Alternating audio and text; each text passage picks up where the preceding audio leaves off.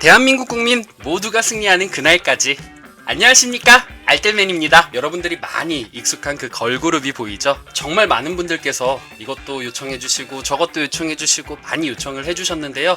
가장 먼저 요청을 해주셨고, 아 그래, 지금 엔터주가 상대적으로 많이 관심을 못 받고 있는 이때 여러분들께 이 엔터주에 대해서 알려주면은 조금 더 좋은 투자 포인트가 되지 않을까라는 생각이 들어서 여기 김 작가님이 질문을 해주신 엔터 분야에 대해서 제가 말씀을 드리려고 합니다. 짜잔! 너무 좋아. 다른 이유 없어요. 그냥 알뜰맨이 좋아하는 그룹이기 때문에. 그래서 제가 JYP를 선정을 하려고 합니다. 자, 그럼 오늘의 기업 같이 출발해 보도록 할게요. 여러 가지 엔터주가 있는데 그 중에 왜 하필 JYP냐? 알뜰맨은 트와이스가 너무 좋아요. 그렇다고 해서 그래, 알뜰맨은 트와이스가 너무 좋으니까 내가 좋아하는 팬심을 가득 담아서 이렇게 좋은 얘기만 해야지? 절대 그러지 않습니다. 아무리 제가 좋아하는 트와이스 그룹이라 하더라도 이 기업의 좋은 모멘텀, 그리고 안타까운 모멘텀, 그리고 우리가 투자 포인트를 잡을 때 어떻게 잡고 나가야 되는지 정확하게 여러분들께 말씀을 해드리고 싶어요. 그래서 저는 제 주관적인 의견은 물론 들어가요.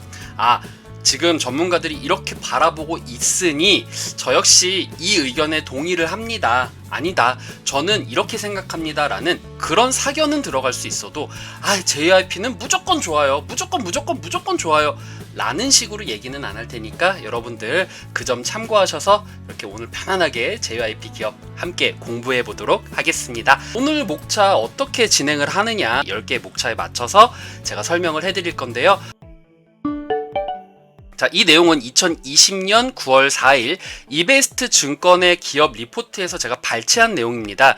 여기 보시면은요, 상장 3사 평균 PER이 40배 도달을 했다. 그리고 음반 고성장, 그리고 빅히트 IPO로 인해서 빅히트가 이제 상장을 하니까 이 엔터주들이 리레이팅이 될 것이다. YG가 지난해 대비해서 PER이 60배가 올랐어요. 그런 부분에 있어서는 그래, YG는 정말 이렇게 눈여겨봐야 되는 기업이구나 라고 생각할 수가 있는데, 그럼에도 불구하고 JYP 같은 경우에는 이 3사 중에서 2등이다 라는 부분에서는 그래, 이렇게 좀 따라잡을 수 있는 모멘텀도 있고, 그리고 트와이스라던가 갓세븐의 컴백도 있고, 그 다음에 BTS가 이번에 추가 컴백이 예고가 되어 있고, 블랙핑크도 10월 2일날 정규 1집 앨범이 발매가 되어 있고요. 엑소 같은 경우에는 9월에서 10월에는 카이가, 그리고 12월에는 시우민이 전역을 하게 되니까 이런 부분에 있어서는 정말 이슈가 된다. 트와이스 역시 9월 16일날 일본 베스트 3집을 내고 나서 이제 4분기 때 추가 컴백을 예고를 했습니다. 정말 많은 리포터들 중에서 니쥬라는 그룹이 이렇게 언급이 됐거든요.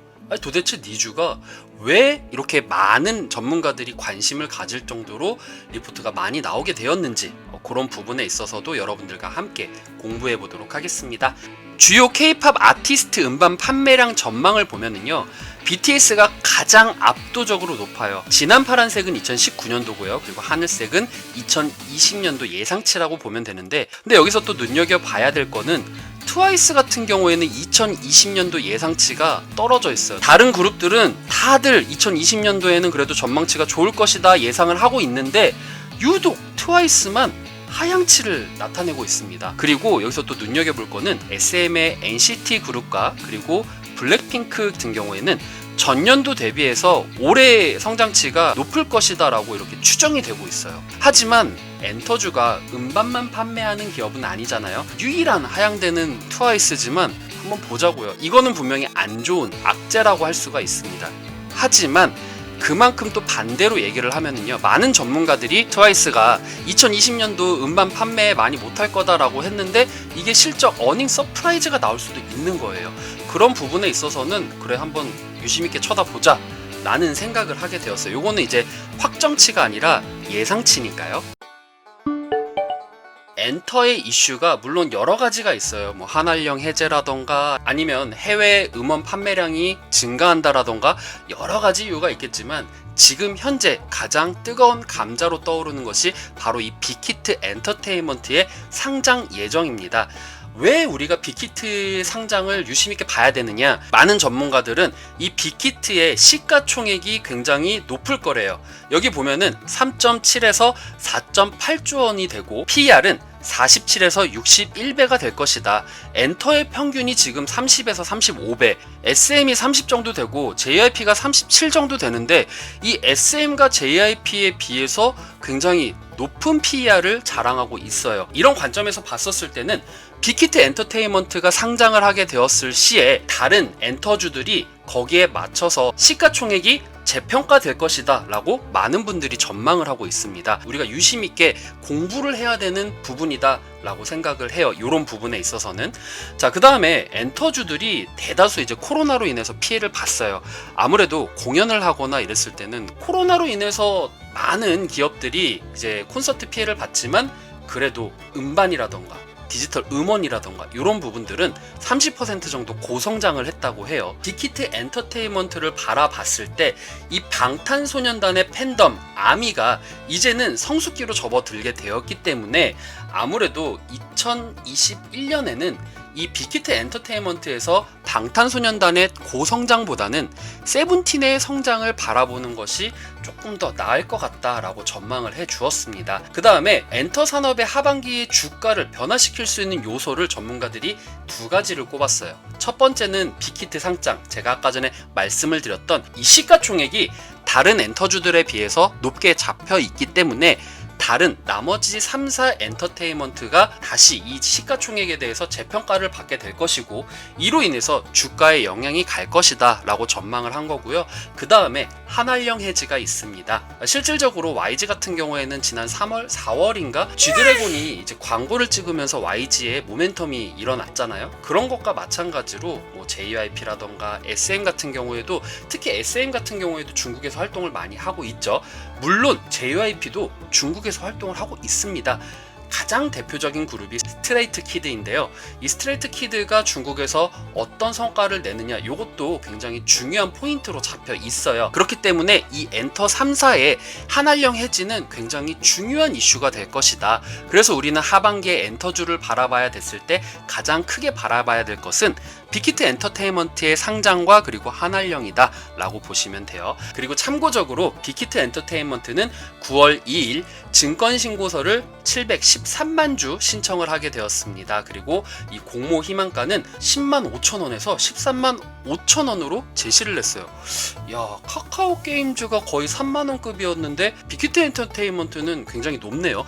이런 부분 때문에 시가총액이 그만큼 높아질 수 있겠구나 라고 생각을 하게 되었습니다. 그럼 우리가 이제 JYP에 대해서 한번 알아보자고요. JYP 도대체 우리가 엔터라는 기업이라는 건 알고 있지만 정확하게 JYP가 어떤 사업을 하고 있는지는 좀 몰랐잖아요. 그런 부분에 있어서 함께 공부를 해보자고요. 이 내용은 제가 JYP 반기 보고서에 나와 있는 내용을 가지고 정리를 한 내용입니다. 첫 번째로는 음반 사업이 있어요. 뭐 캐스팅이라던가 트레이딩, 프로듀싱이 있고요. 그 다음에 음반 출시, 그리고 타 기획사의 신인 가수들의 음반 출시, 그러니까 본인들 회사가 아니라 타 기획사들의 음반 출시를 도와주는 거죠. 그리고 해외 라이선스 앨범의 저변 확대가 있고요. 그 다음에 신인 개발 홍보를 통해 유망 신인을 발굴을 하고 음반 기획을 제작합니다. 딱 봤었을 때는 그냥 그래 음반 파는 일을 하네 라고 생각할 수가 있는데 리포트들을 봐보니까 음반 파는 부분이 굉장히 중요하다라는 생각을 하게 되었어요. 이 음반으로 인해서 상대적으로 콘서트라던가 다른 오프라인 매출들이 떨어지는 반면에 음반 사업이 탄탄하게 받쳐줬거든요. 그럴 수 있는 이유가 여러 가지가 있지만 그 중에 하나가 이 JYP 같은 경우에는 체계적인 음반 시스템을 갖추고 있기 때문에 그로 인한 매출이 안전하게 받쳐주고 있다라고 생각을 하거든요. 그런 관점에서는 이 음반 산업 굉장히 중요한 사업이라고 생각을 합니다. 그 다음에 두 번째로는 광고 계약입니다. 저작권이라던가 광고 계약 수주가 지속될 수 있게 계속 발생이 되고요. 그 다음에 TV 여러 가지가 있는데 기억에 남는 게 그거잖아요. KBS 한국방송, 그것도 박진영 수장이 직접 이렇게 만든 그런 CM송이기 때문에 여러 가지 CM들이 있다, 이렇게 볼 수가 있고요. 거기에 따른 저작권이라고 생각을 하면 되겠죠. 실질적으로 시즌 비시즌에서 박진영 씨가 나와가지고 그 한국방송 CM송으로 저작권료를 많이 받았다라는 그런 내용들도 있어요. 자, 그 다음에 머천다이징 라이센싱이 있습니다. 뭐 드라마, 영화 파생 사업, 아니면 뭐 출판, 브랜드 매니지먼트, 라이센싱, 뭐 이런 것들이 있고요. 그 다음에 사업 진출 시장을 한번 볼게요. 자, 이렇게 제가 크게 세 가지로 나눴는데 요 부분들이 사업의 내용이고요. 그러면은 JYP는 어떤 사업에 진출을 하느냐 보면은 이제 국내 엔터테인먼트 시장은 뭐 연예, 영화, 애니메이션, 음반, 방송, 드라마 여러 가지 인터넷 사업들이 있는데 그 중에서 JYP는 연예, 매니지먼트, 영화, 음반, 드라마 사업을 영위한다. 요 부분을 영위를 한다라고 보시면 되겠습니다. 자, 그래서 JYP의 아티스트들의 활동 추정을 한번 보도록 할게요. 이게 분기별로 나눈 건데요. 우리가 이제 중요하게 생각해야 될 것은 3분기와 4분기입니다. 이 3분기에서 우리가 두드러지게 나타냈던 것은 이 트와이스라던가 스트레이트 키드 그리고 있지가 있겠죠. 앞으로 전망이 어떤가 라고 봤었을 때는 트와이스 같은 경우에는 이제 3분기 때 일본 컴백을 하고 나서 그 다음에 또 4분기에 컴백을 한다고 합니다. 12월에 또 컴백을 한다, 뭐 이렇게 나와 있고, 요건 이제 가정이긴 하지만요. 그 다음에 스트레이트 키드 같은 경우에는 이제 중국에서 활동을 하고 있는데, 이게 미니 앨범을 가정을 했었을 때 작년 대비해서 10만 장 정도 더 늘어날 것이다 라고 전망을 하고 있어요. 그 다음에 있지는 이제 일본으로 가는 거죠. 일본에서 어느 정도 성과가 나오느냐, 요것도 이제 귀추가 주목이 되는 부분이고요. 그 다음에 가장 많은 리포트들이 나온 것이 바로 이 니쥬입니다. 니쥬가 지금 정식 데뷔는 하지 않았어요. 하지만 정식 데뷔를 하지 않았지만 정말 일본에서 정말 큰 이슈들을 몰고 있습니다. 일본 오리콘 차트의 상위 4개의 곡이 다 니쥬 거예요. 데뷔도 안 한 그룹이, 그것도 걸그룹이 1위부터 4위를 다 차지해? 뭐 이렇게 생각이 될 수가 있는 거죠. 요거는 2020년도 상반기 해가지고 어떤 이슈들이 있나 이렇게 봤는데 1위가 니지 프로젝트예요. 그만큼 일본의 많은 청소년들이 이 니지 프로젝트에 정말 많은 관심을 가지고 있다. 그러면은 2위부터 5위는요? 이거 정말 청소년이 한 거 맞아요? 라고 얘기를 할 수가 있는데 저는 이거 맞다고 생각해요. 자, 2위가 모여봐요 동물의 숲, 이거 닌텐도 게임이죠. 그 다음에 3위가 달고나 커피. 보니까 일본에서 달고나 커피 이렇게 막 저어가지고 만드는 그 달고나 커피가 또 이슈가 되고 있어요. 왜냐면 이제 한국에서도 그런 유튜버의 영향이라고 생각을 해요. 유튜브에서 정말 많은 이 달고나 커피들이 나왔죠. 그 다음에 귀멸의 칼날, 저도 즐겨보는 만화이긴 합니다. 그 다음에 사랑의 불시착, 이렇게 돼 있어가지고 1위부터 5위까지 청소년들이 이렇게 관심이 있다라는 거 우리가 확인을 할 수가 있었어요.